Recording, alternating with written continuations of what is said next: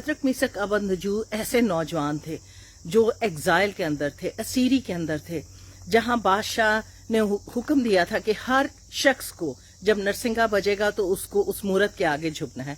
लेकिन सदरक मीसक अबदनजू उस मूरत के आगे नहीं झुकते, क्योंकि वो यहोवा यावे को जानते हैं। वो जो इस्राएल का खुदा है उससे वो शख्सी तौर पर वाकिफ हैं।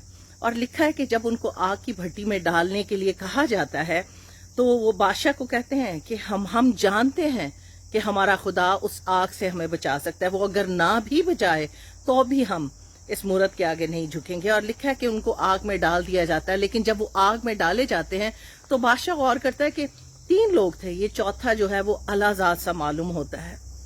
और खुदा ने मुझे याद करवाया कि आज भी वो लोग जो पाकरू की आग अपने अंदर रखते हैं, वो किसी भी कॉन्टेक्स्ट में हो, चाहे परसिक्यूशन हो, चाहे उनको मसीह के लिए दुख उठाना पड़े, चाहे उन्हें आग की भट्टी में जाना पड़े, उन्हें कोई भी आग नुकसान नहीं पहुंचा सकती, क्योंकि पाकरू की आग उनके अंदर लगी है। और आज मैं आपको चैलेंज करना चाहती हूँ ऐसे तमाम नौजवानों को जहां वो आइडेंटिटी क्राइसिस का शिकार होते हैं, जहां वो अपनी शिनाख्त इसलिए लोगों को नहीं बताते कि वो मसीह हैं और कहीं उनको डिस्क्रिमिनेट ना किया जाए।